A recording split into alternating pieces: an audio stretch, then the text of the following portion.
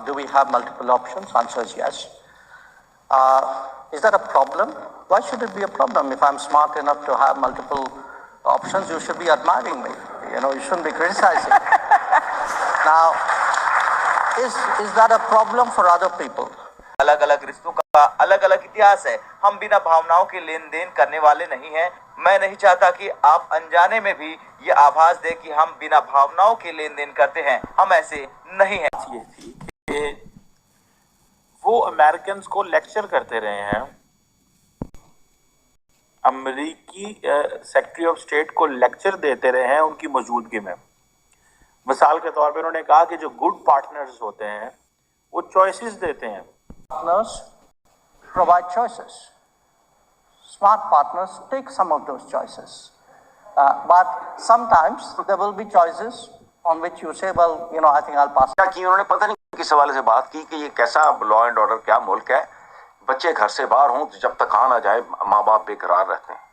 So good partners provide choices. अगर आप हमारे अच्छे पार्टनर हैं तो आप हमें चॉइस दे रहे हैं।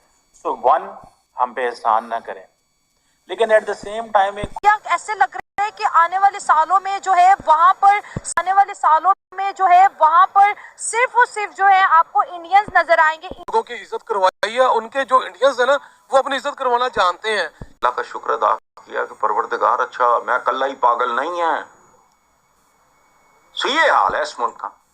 मजे की बात यह है कि दोनों सेक्रेटरी ऑफ स्टेट ब्लिंकन की और जयशंकर की आपस में ऐसी केमिस्ट्री है that both are calling each other as Tony and Jay.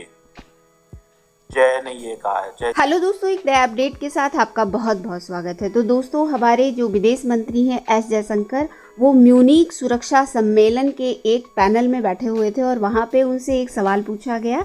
जी हाँ, उस सम्मेलन में विदेश मंत्री अमेरिका भी मौजूद थे जो कि ब्लिंकन साहब हैं, इसी के साथ जर्मन विदेश मंत्री भी थे। तो वहाँ एक एंकर पर्सन ने उनसे पूछा कि आप जो है पश्चिमी देशों से बढ़ते रिलेशन और रसिया से व्यापार को किस तरीके से संतुलित रखते हो। तो इस सवाल पर आपको पता ही है कि उनका प्रेजेंस ऑफ माइंड कितना तेज़ है और वो कोई भी जवाब को कितना स्मूथली देते हैं। तो फटाक से उन्होंने बिना लाग लपेट के और बिना देरी किए उन्होंने तुरंत से जवाब दिया कि रशिया जो है हमारा एक फ्रेंड है और आज से नहीं है, बहुत समय से है। और सबसे बड़ी बात है कि अगर हमारे अंदर डुअल डिसीज़न लेने की कैपेसिटी है तो इसके लिए आपको हमें क्रिटिसाइज़ नहीं करना चाहिए और हमारे स्मार्टनेस की तारीफ़ करनी चाहिए, क्योंकि भारत अब बहुत ही ज़्यादा स्मार्ट है। उनके इस जवाब पर जो जर्मन विदेश मंत्री थी और जो अमेरिका के विदेश मंत्री ब्लिंकन साहब हैं, जो कि जयशंकर के बहुत ही अच्छे फ्रेंड भी बताए जाते हैं, उन दोनों लोगों ने बहुत ही तेज़ी से ठहाके लगाए और वहाँ पे बैठे हुए सारे लोगों ने ठहाके लगाए और इस पे जो है तालियां भी बजने लगी। तो जी हाँ, ये भारत की ताकत है। अब इसको लेके लोग परेशान रहते हैं तो रहें। भारत और रूस ने जिस तरह से एक दूसरे का साथ दिया, उसके बाद दुनिया के शक्तिशाली देशों की नींद उड़ी हुई है। लेकिन रहकर जब भी भारत रूस की दोस्ती पर सवाल उठाया जाता है तो भारत भरे मन से ऐलान करने से नहीं चूकता कि रूस ही उसका पक्का यार है। और अब एक बार फिर से विदेश मंत्री जयशंकर ने पश्चिमी देशों के प्रतिबंधों के बावजूद रूसी तेल खरीदने के भारत के फैसले का दृढ़ता से बचाव करते हुए कह दिया कि इसे दूसरों के लिए चिंता का विषय नहीं होना चाहिए। दरअसल म्यूनिक सुरक्षा सम्मेलन में एक पैनल की चर्चा के दौरान एस जयशंकर से सवाल पूछा गया कि भारत अमेरिका के साथ अपने बढ़ते संबंधों और रूस के साथ जारी व्यापार के बीच संतुलन कैसे साध पा रहा। अपनी विशिष्ट बिना लाग लपेट वाली शैली में विदेश मंत्री जयशंकर ने उत्तर दिया, क्या ये समस्या है? किसी के लिए ये समस्या क्यों होनी चाहिए? अगर मैं इतना होशियार हूँ कि मेरे पास कई विकल्प हैं तो आपको मेरी प्रशंसा करनी चाहिए। आज के इंटरकनेक्टेड वर्ल्ड में देशों से एक आयामी संबंध बनाए रखने की उम्मीद करना समझदारी नहीं है।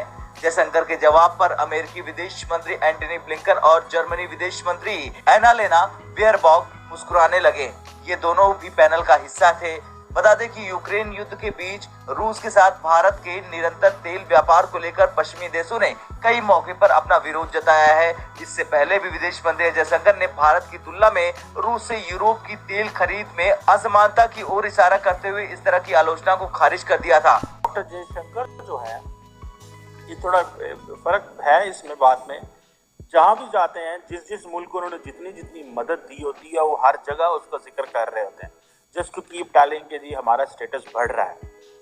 सो अमेरिका भी जारी बात है, जहाँ जाएगा वो ये बातें तो करेगा, हम आपको चॉइसेस दे रहे हैं, हम आपको एक मौका दे रहे हैं। आप क्या कर रहे हैं? आप वहाँ पे क्या कर रहे हैं अगर हम आपको मौका दे रहे हैं? और मजे की बात यह है कि दोनों सेक्रेटरी ऑफ स्टेट ब्लिंकन की और जयशंकर की आपस में ऐसी केमिस्ट्री है that both are calling each other as Tony and Jay. Jay ने ये कहा है, जयशंकर ने ये कहा, और वो टोनी कह रहे हैं। So look at the level of the confidence and look at the level of the conversation both the countries are having, जिसमें ये इसमें जर्मन पार्टनर भी उनकी थी, बैठी हुई थी, जिसमें मुझे बड़ी इंपॉर्टेंट एक बड़ी बात लगी which I really want to share, and I think Pakistan is out of the game and how India is playing the game.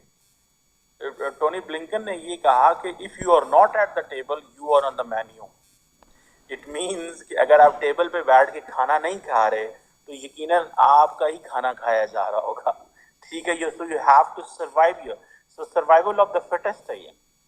So if you are on the table, if you are not on the table, you are on the menu. मतलब ये कि अगर आपने अपने आप को survive ना किया, ये मैसेज है पाकिस्तान के लिए भी कि हम तो इस वक्त मेन्यू बने हुए हैं and they are on the table.